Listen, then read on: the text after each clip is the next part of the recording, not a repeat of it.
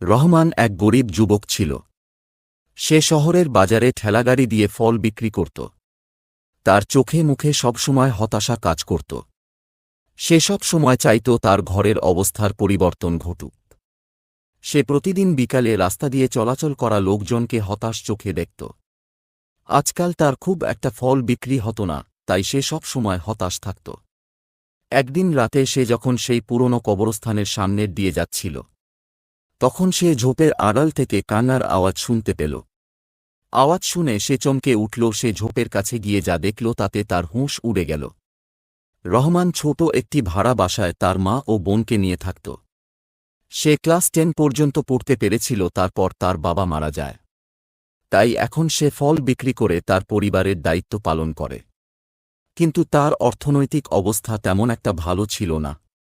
এখন সে শহরে পুরনো একটি মার্কেটে ঠেলাগাড়ি দিয়ে ফল বিক্রি করে। একদিন শহরের সব ঠেলাগাড়িওয়ালাকে সেখান থেকে সরিয়ে দেওয়া হল। রহমান হয়রান হয়ে গেল। তখন সে এক নীরব নিরিবিলি জায়গায় এসে ঠেলাগাড়ি নিয়ে বসত। সেই জায়গাতে তেমন একটা ভিড় থাকত না। সে একটি গাছের নিচে গাড়ি নিয়ে দাঁড়াত। কিন্তু যখন বিকাল হতো তখন তার সাথে অদ্ভুত ঘটনা ঘটত। এক সুন্দরী মেয়ে নিকাব পরে তার ঠেলার কাছে আসত আর তার কাছ থেকে ফল কিনে নিয়ে যেত। সে প্রতিদিন বিকেলে একাই ফল কিনতে আসত আর ফল কিনে চুপচাপ সেখান থেকে চলে যেত। রহমান অবাক হয়ে ভাবত, এই মেয়েকে প্রতিদিন কোথায় থেকে আসে? প্রতিদিন আমার থেকে এত ফল কিনে কোথায় নিয়ে যায়? সে মেয়ে যেদিকে যায় সেখানে তো পুরনো একটা কবরস্থান আছে। সেই কবরস্থান নিয়ে অনেক ভয়ঙ্কর রহস্যজনক কাহিনী প্রচলিত আছে। রহমান ধীরে ধীরে সেই মেয়ের প্রতি কৌতূহলী হয়ে উঠল। একদিন বিকালে মেয়েটি যখন তার কাছ থেকে ফল কিনতে আসলো তখন সে জিজ্ঞেস করল, তোমার নাম কি? মেয়েটি রহমানের দিকে তাকিয়ে বলল, আমি এক ছায়া। এই কথার মানে রহমান বুঝতে পারল না। সে অবাক হয়ে মেয়েটির দিকে তাকিয়ে থাকল। কিন্তু একদিন বিকেলে সেই মেয়েটি যখন ফল কিনতে আসলো না, তখন রহমান কিছুটা অস্থির হয়ে গেল। সেদিন রাতে তার ফল বিক্রি হল না। সে হতাশ হয়ে রাস্তার কিনারায় দাঁড়িয়েছিল। রাত 12টার দিকে সে বাড়ির দিকে ফিরে যেতে লাগল। প্রতিদিনের মতো সেই রাস্তা দিয়ে সে যাচ্ছিল। সেই পুরনো কবরস্থানের পাশ দিয়ে যাওয়ার সময় সে কারো কান্নার আওয়াজ শুনতে পেল। এই আওয়াজ শুনে সে অস্থির হয়ে পড়ল। সে ঝোপের পিছনে গিয়ে যা দেখল তাতে সে অবাক হয়ে গেল। একটা মেয়ে মাটিতে পড়ে আছে, তার পা আঘাতপ্রাপ্ত ছিল। উড়না দিয়ে মেয়েটির মুখ ঢাকা ছিল। যখনই সেই মেয়েটিকে ভালো করে দেখল তখন সে অবাক হয়ে গেল। সে আর কেউ ছিল না, প্রতিদিন বিকেলে তার থেকে ফল কিনতে আসা সেই মেয়ে ছিল। রহমান তাকে আঘাতপ্রাপ্ত অবস্থায় দেখে ভয় পেয়ে গেল। মেয়েটি কান্না করতে করতে বলল, আমাকে আমার ঘর অবধি পৌঁছে দিয়ে এসো, আমি আঘাতপ্রাপ্ত। রহমান তাকে হাত ধরে উঠে দাঁড় করালো আর তাকে বলল, তোমার ঘর কোথায়? মেয়েটি রহমানের দিকে তাকিয়ে বলল, এখান থেকে কিছু দূরে কবরস্থানের পিছনে। রহমান মেয়েটিকে তার ঘরের দিকে নিয়ে যেতে লাগল। সে মেয়েটিকে বলল, তোমাকে কে আঘাত করেছে? তোমার এই অবস্থা কে করেছে? মেয়েটি তাকে বলল, কিছু লোক আমার পিছনে পড়েছিল, তারা আমার সৌন্দর্য দেখে আমার পিছনে পড়েছে। কিন্তু তারা আমার সত্যিটা জানে না। যেদিন আমার সত্যিটা তারা জানতে পারবে সেদিন থেকে তারা আর কখনোই আমার পিছু আসবে না।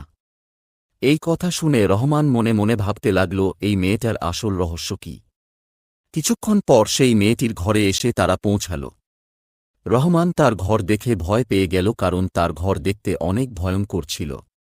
কিছু সময় পরে এক বৃদ্ধা মহিলা ঘরের বাইরে বেরিয়ে এলো। বৃদ্ধা মহিলাকে দেখে রহমান খুব বেশি ভয় পেয়ে গেল। আশেপাশে আর কোনো ঘরবাড়ি ছিল না। এই ঘর ছিল একদম নির্জন নিরিবিলি জায়গায়। রহমান তার বাড়িতে ফিরে যেতে চাইল। এই প্রথমবার সেই মেয়েটির ও তার মাকে দেখে রহমান খুব বেশি ভয় পেল। রহমান যখন সেখান থেকে চলে যেতে লাগল, তখন মেয়েটি তার দিকে তাকিয়ে মুচকি হাসল, কিন্তু রহমান পিছনে ফিরে তাকাল না। সে দ্রুত পায়ে ঠেলার দিকে যেতে লাগল। সে যখন তার ঠেলার কাছে এসে পৌঁছাল তখন তার পায়ের নিচ থেকে মাটি সরে যেতে লাগল, কারণ তার ঠেলা বাহারি রঙের ফল দ্বারা ভরা ছিল। সে ফল ভর্তি ঠেলা দেখে নিজের চোখকে বিশ্বাস করাতে পারছিল না। এটা কিভাবে সম্ভব? আর এত ফল ঠেলায় কোথায় থেকে আসলো? কে রেখেছে? তারপর সে ফলের ঠেলাগাড়ি নিয়ে বাড়িতে চলে এল। বাড়িতে এসে তার কাছে যে টাকা ছিল সে তার মায়ের হাতে তুলে দিল।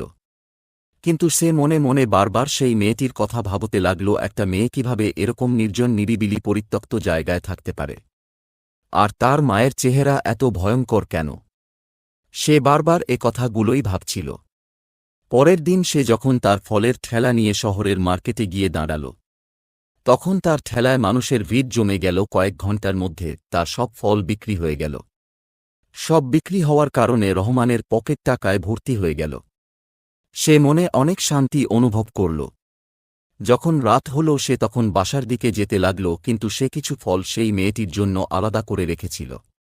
কারণ আজও সে ফল কিনতে আসেনি, তাই সে কিছু ফল সেই মেয়ে ও তার মায়ের জন্য নিয়ে মেয়েটির বাড়ি দিকে যাচ্ছিল। যখন সে কবরস্থানের মধ্যে হেঁটে সেই মেয়েটির বাড়ির সামনে এসে পৌঁছাল, তখন দেখল বাড়ি একদম নীরব ছিল। অন্ধকার চারিদিকে বিরাজ করছিল। তখন সে কিছুটা ভয় পেয়ে গেল। তখন সেই অন্ধকার মধ্য থেকে মেয়েটি তার সামনে এল। সেই ঘন অন্ধকারে মেয়েটিকে এক আলোর রোশনির মতো দেখাচ্ছিল। তখন রহমান মেয়েটিকে বলল, আমি তোমার জন্য ফল নিয়ে এসেছি। এই বলে রহমান মেয়েটির হাতে ফলের ঝুড়ি ধরিয়ে দিল। মেয়েটি রহমানকে দেখে মুচকি হাসল আর বলল, তুমি অনেক ভালো, আজ আমার মা অনেক অসুস্থ আর আমার এই ফলের খুব প্রয়োজন ছিল। ভেতরে এসো। মেয়েটি তাকে ঘরের ভেতর আসতে বলল, কিন্তু রহমান ঘরের ভেতর যেতে চাচ্ছিল না। কারণ এই ঘরে শুধু অন্ধকার আর অন্ধকার। সে মেয়েটিকে বলল, আজকে না, অন্য কোনো দিন আসব, এখন আমাকে যেতে হবে। আমি বাড়িতে ফিরে যাচ্ছি। আজকে আমি অনেক খুশি, আমার সব ফল বিক্রি হয়ে গেছে। মেয়েটি হতাশ হয়ে মুচকি হেসে বলল, এখন থেকে তুমি এভাবেই খুশি থাকবে। এখন থেকে তোমার জীবন বদলে যাবে, তুমি সব সময় হাসি খুশি থাকবে। মেয়েটির এমন কথা শুনে রহমান অবাক হল। তারপর দ্রুত সে তার ঘর থেকে বেরিয়ে নিজের বাড়ির দিকে যেতে লাগল। সে যখন কবরস্থানে রাস্তা দিয়ে যাচ্ছিল, তখন তার নজর একটি আপেল গাছের উপর পড়ল। গাছ লাল লাল পাকা পাকা আপেলে ভর্তি ছিল। এই গাছ আগে কখনো তার নজরে আসেনি। রাস্তা নির্জন নীরব ছিল, এখানে কোনো মানুষজন নেই। রহমান ভাবল, সে যে আপেল গাছ থেকে আপেল পেড়ে তার ঠেলায় রেখে সেগুলো বিক্রি করে, তবে তার অনেক লাভ হবে। সে তাড়াতাড়ি গাছে উঠে গাছ থেকে লাল লাল পাকা পাকা সব আপেল পেড়ে তার ঠেলায় ভর্তি করল। রাত হওয়ায় এখানে কেউ ছিল না। তার উপর এটা নিরিবিলি পরিত্যক্ত রাস্তা, এই রাস্তা দিয়ে কেউ যায় না। কিন্তু রহমানকে এই রাস্তা দিয়েই বাসায় যেতে হয়। এখন তার ঠেলা লাল লাল পাকা পাকা আপেলে ভর্তি। সে খুশি মনে তার বাড়ির দিকে যেতে লাগল। যখনই সে সামনে আগ বাড়তে লাগল, তখন সে তার পিছনে কারো পায়ের আওয়াজ শুনতে পেল, পায়েলের ছমছম আওয়াজ। যেন মনে হচ্ছে কোনো মেয়ে তার পিছু পিছু আসছে। সে অবাক হয়ে পিছনে ফিরে তাকাল, কিন্তু কাউকে দেখতে পেল না। যখন সে আবার সামনে আর বাড়তে লাগল, সে আবার সেই আওয়াজ শুনতে পেল। সে আবার পিছনে ফিরে তাকাল, কিন্তু কাউকে দেখতে পেল না।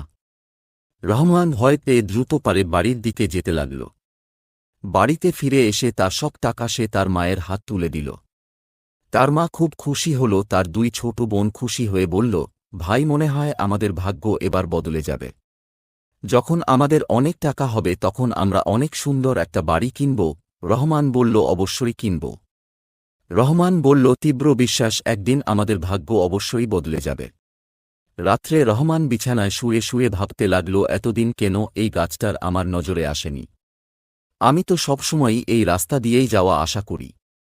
পরের দিন সকালে রহমান যখন মার্কেটে গিয়ে পৌঁছাল, তার ঠেলার সামনে মানুষের ভিড় লেগে গেল। সবাই তার কাছ থেকে লাল লাল পাকা পাকা আপেল কিনেছিল, আর সবাই তার আপেলের প্রশংসা করছিল।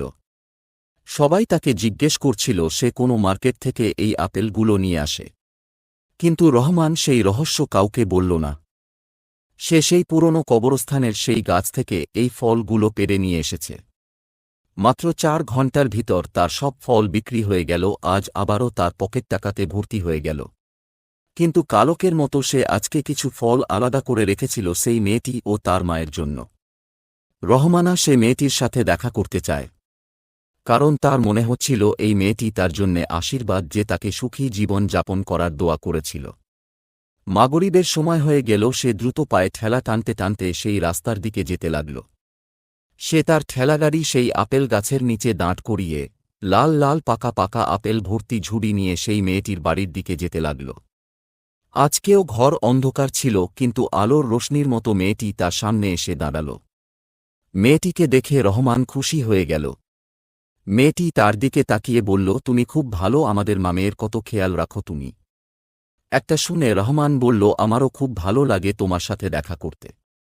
আর ধীরে ধীরে আমার জীবন বদলাতে শুরু করেছে তুমি যেভাবে বলেছিলে। এটা শুনে মেয়েটি হালকা হাসল। রহমান আপেলের ঝুড়িটি মেয়েটির হাতে দিয়ে সে তার ঠেলায় চলে আসল। যখন সে তার গাড়ির কাছে আসল তখন সে অবাক হয়ে গেল। সেই গাছ আজকে ও লাল লাল পাকা পাকা আপেলে ভর্তি হয়ে আছে। তার কাছে মনে হতো লাগলো আপেলগুলো তাকে বলছে, তাড়াতাড়ি এসো, আমাদের পেরে তোমার গাড়ি ভর্তি করো আর নিজের ভাগ্য পরিবর্তন করো। তখন রহমান আবারও সেই গাছে উঠে সব ফল পেরে নিজের গাড়িতে ভর্তি করল। সে ভাবতে ও পারছিল না, এভাবে তার অর্থনৈতিক অবস্থার পরিবর্তন ঘটবে এত তাড়াতাড়ি। এখন প্রতিদিন সে সেই রাস্তা দিয়ে যেত, কিছু ফল সেই মেয়েকে দিয়ে আসত আর সেই গাছ থেকে ফল পেড়ে নিজের গাড়িতে রাখত। দিন দিন তার অর্থনৈতিক অবস্থার পরিবর্তন ঘটতে লাগল। এখন সব মানুষ তার থেকে ফল কিনে পুরো শহরে রহমানের মিষ্টি পাকা আপেলের চর্চা হতে লাগল। কিন্তু রহমান এই রহস্য কখনো কাউকে বলেনি, সে এই ফল কোথা থেকে নিয়ে আসত। সে কখনো কারো সামনে সে পুরনো কবরস্থান নিয়ে কোনো কথা বলে না। রহমানের মনে হতে লাগল এই যা কিছু হচ্ছে তা সবকিছু সে মেয়েটির জন্য হচ্ছে। রহমান আজ মেয়েটির জন্য লাল রঙের চুড়ি, পারফিউম, ফুলের মালা কিনল। সে এইসব জিনিস মেয়েটিকে উপহার হিসেবে দিতে চায়। সবকিছু নিয়ে সে খুশি মনে মেয়েটির বাড়িতে গেল। সেখানে গিয়ে সে মেয়েটিকে অনেক ডাকাডাকি করল, কিন্তু ঘর থেকে কেউ বেরিয়ে এলো না। তখন সে অনেক হতাশ হয়ে কবরস্থানের মধ্য দিয়ে বাড়ির দিকে যাচ্ছিল। তখন সে তার পিছনে আওয়াজ শুনতে পেল। কেউ একজন তাকে বলল, তুমি কোথা থেকে আসছো আর তোমার হাতে এগুলো কি? সেই কণ্ঠ শুনে রহমান পিছনে ঘুরে তাকাল। সে তার পিছনে এক বৃদ্ধ লোককে দেখে চমকে উঠল। তখন সে বৃদ্ধ রহমানকে বলতে লাগল, এই অন্ধকারে ভয়ঙ্কর কবরস্থানে সে কি করছে? রহমান বৃদ্ধকে দেখে কিছুটা ঘাবড়ে গেল। সে দ্রুত বলল, এই কবরস্থানের পিছনে যে ঘর আছে আমি সেখানে যাওয়া আশা করি। সেখানে একটি মেয়ে তার মায়ের সাথে থাকে। সেই মেয়েটির আমার সাহায্যের প্রয়োজন, আমি তার জন্য কিছু জিনিসপত্র নিয়ে এসেছি। এটা শুনে বৃদ্ধ লোকটি জোরে জোরে হাসতে লাগল। এরপর সে রহমানের কাছে এসে বলল, তুমি কি জানো না এই ঘর বহু আগ থেকেই পরিত্যক্ত? এই ঘরে কেউ থাকে না, তবে সেই ঘরে একটি মেয়ে ও তার মা কিভাবে এলো? রহমান সেই বৃদ্ধকে বলতে লাগল, না, সেখানে একটি মেয়ে তার মাকে নিয়ে থাকে। তার মা অসুস্থ আর তার আমার সাহায্যের প্রয়োজন। আমি প্রতিদিন তার জন্য ফল নিয়ে তার বাড়িতে যাই, কারণ আমি একজন ফল বিক্রেতা। সে বলেছিল আমার ভাগ্য বদলে যাবে, ঠিক তাই হয়েছে। আমার ভাগ্য সত্যিই বদলে গেছে, তাই আমি মেয়েটির জন্য উপহার নিয়ে এসেছি। বৃদ্ধ লোকটি বলল, দেখো, আমার কথা শুনো, তুমি দ্বিতীয়বার সেই বাড়িতে আর যেও না। সেই বাড়িতে এক জিনজাদিকে বন্দী করে রাখা হয়েছে। জিনজাদি প্রায় মেয়েদের রূপ ধরে মানুষকে ভয় দেখায়। তুমি মনে হয় তার জালে ফেসে গেছ। এই কথা শুনে রহমান হয়রান হয়ে অবাক চোখে সেই বৃদ্ধকে দেখতে লাগল। রহমান বৃদ্ধকে বলল, তুমি কে? বৃদ্ধ বলল, আমি এই কবরস্থানে কবর খোঁড়ার কাজ করি। এখানের সবকিছুই আমি খুব ভালো করেই জানি। তোমার জন্য এটাই ভালো হবে, তুমি দ্বিতীয়বার এখানে কখনো এসো না। এখান থেকে চলে যাও, এখানে জিন্নাতরা বাস করে। সেই বৃদ্ধ লোকটি রহমানকে খুব ভয় পাইয়ে দিল। সে তার হাতে থাকা জিনিসগুলো সেখানেই ফেলে বাড়ির দিকে চলতে শুরু করল। আজকে সেই রাস্তা দিয়ে যাওয়ার সময় সে সেই লাল লাল পাকা আপেলের গাছটিও দেখতে পেল না। সে পরের দিন যখন মার্কেটে গাড়ি নিয়ে দাঁড়িয়েছিল, তখন লোকজন তাকে বারবার জিজ্ঞেস করছিল আজকে কেন সে লাল লাল পাকা পাকা আপেল আনেনি। কিন্তু রহমান খুব হতাশ ছিল, সে মনে মনে অস্থির ছিল। সে যেভাবেই হোক সে মেয়েটি সম্পর্কে সবকিছু জানতে চায়। সে অনেক রাত পর্যন্ত মার্কেটে ছিল। রাত 12টা বেজে গেছে, এখন সে বাড়িতে যেতে চায়। সেই রাস্তা দিয়ে যাবার সময় সে সেই কবরস্থানের সামনে একবার দাঁড়িয়েছিল।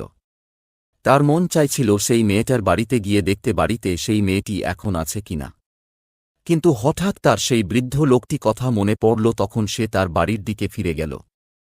কিন্তু কিছু দূর পথ চলার পর সে তার পিছনে পায়েলের আওয়াজ শুনতে পেল। এমন মনে হচ্ছে কেউ তার পিছু পিছু আসছে। সে যখন পিছনে ফিরে তাকাল তখন সে যা দেখল তাতে সে অবাক হয়ে গেল। সেই আপেল গাছের নিচে সেই মেয়েটি দাঁড়িয়ে আছে। সে কালো বোরকা পরেছিল, তার চেহারা উড়না দিয়ে ঢাকা ছিল। সে মেয়েটিকে দেখে ভয় পেয়ে গেল। তখন মেয়েটি হাত দিয়ে ইশারা করে তাকে কাছে ডাকল। তখন রহমান না চাইতে ও সে তার কাছে চলে গেল। রহমান বলল, আমি তোমার বাড়িতে গিয়েছিলাম তোমার জন্য কিছু উপহার নিয়ে, কিন্তু আমি কোথাও খুঁজে পাইনি। আমি তোমার ব্যাপারে সব সত্যি জানতে চাই, তুমি কে, তোমার নাম কি?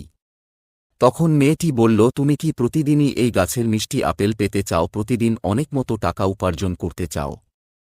যদি এর উত্তর হ্যাঁ হয় তবে তোমাকে আমার কথা শুনতে হবে। রহমান বলল, কি কথা? মেয়েটি বলল, আমার নাম আলেয়া আর আমি কোনো মানুষ নই, আমি এক জিনজাদি। আমাকে আর আমার মাকে 1000 বছর পূর্বে এই বস্তির লোকজন এই আপেল গাছের নিচে বন্দী করে রেখেছে। আমি চাইলেও এখান থেকে কোথাও যেতে পারব না, কিন্তু এখন আমি মুক্তি চাই। আজ থেকে 20 বছর আগে তোমার বাবা আমার মাকে সাহায্য করতে চেয়েছিল, কিন্তু সাহায্য করার পূর্বেই সে মারা গিয়েছিল। কিন্তু তোমার বাবা বলেছিল আমি তোমাদের সাহায্য করতে পারিনি, কিন্তু আমার ছেলে তোমাদের অবশ্যই সাহায্য করবে। তাই আমি তোমাকে খোঁজার জন্য এই শহরের অলি গলিতে ঘুরে বেড়াতাম, কিন্তু আমি জানতাম না তুমি একজন ফল বিক্রেতা। যখন আমি তোমার পরিচয় জানতে পারলাম তখন খুব খুশি হলাম। এখন আমার তোমার সাহায্যের প্রয়োজন, আমাকে এই গাছ থেকে মুক্ত করো। আমার মা ও এই গাছে বন্দী, সে খুব অসুস্থ। এখান থেকে মুক্ত হওয়ার পর আমি আমার মাকে নিয়ে আমাদের রাজ্যে চলে যাব, কিন্তু এখন আমি যেতে পারব না, কারণ এখন আমি এক দুর্বল জিনজাদি। একমাত্র তুমিই পারবে আমাকে এখান থেকে মুক্তি দিতে, যেভাবে তোমার বাবা চেষ্টা করেছিল আমাদের মুক্ত করার। রহমান এটা শুনে অবাক হয়ে গেল। তার এখনও বিশ্বাস হচ্ছে না সে কোনো মানুষ নয়, সে এক জিনজাদি যার প্রেমে সে পড়েছে। তখন মেয়েটি বলল, এখান কিছু দূরে একটা পাহাড় আছে, সেই পাহাড়ের পিছনে এক নদী আছে। সেই নদীর মিঠা পানি আর নদীর পাশে থাকা সূর্যমুখী গাছটি আমাকে মুক্তি দিতে পারে। তুমি সেই গাছের পাতা আর নদীর পানি এনে গাছের উপর ছিটিয়ে দিও, এভাবেই আমি আর আমার মা মুক্ত হয়ে যাব। আমি এই রহস্য তুমি ছাড়া আর অন্য কাউকে বলতে পারব না। আমি জানি আমি তোমাকে যেভাবে ভালোবাসি তুমিও আমাকে সেভাবেই ভালোবাসো। তুমি যদি সত্যিই আমাকে ভালোবাসে থাকো তবে তুমি অবশ্যই আমার সাহায্য করবে। আমার দৃঢ় বিশ্বাস তুমি আমাকে সাহায্য করবে, আমাকে আর আমার মাকে এখান থেকে মুক্ত করবে। রহমান একটা লম্বা শ্বাস নিয়ে বলল, আমি তোমাদের সাহায্য করব, কারণ তোমার কারণে আমার জীবন বদলে গেছে। এই গাছের ফল বিক্রি করে আমার অবস্থার পরিবর্তন ঘটেছে, তাই আমি অবশ্যই তোমার সাহায্য করব। জিনজাদি আলেয়া এই কথা শুনে খুব খুশি হল আর বলল, আমি তোমার অপেক্ষা করব। এই কথা বলে সে রহমানের সামনে থেকে অদৃশ্য হয়ে গেল। পরের দিন আর রহমান কাজে গেল না, কারণ সে সেই পাহাড় যেতে চায়। রহমান যখন সেই পাহাড়ের পিছনে গেল তখন সে দেখল সেখানে সত্যিই একটা নদী আছে আর নদীর ধারে বাহারি রঙের ফুল গাছ। তখন তার বিশ্বাস হল জিনজাদি সত্যি কথাই বলছে।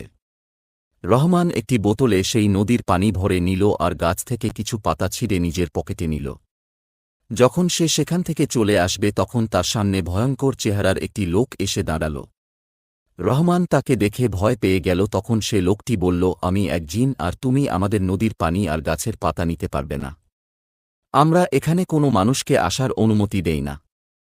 লোকটির কথা শুনে রহমান দ্রুত বলল, আমি কারো সাহায্য করতে চাই, একজনকে মুক্তি দিতে চাই, আমার উদ্দেশ্য নেক। তখন সেই জিন বলল, এই পানি আর পাতা শুধুমাত্র জিন্নাতরাই ব্যবহার করতে পারে, কোনো মানুষ নয়।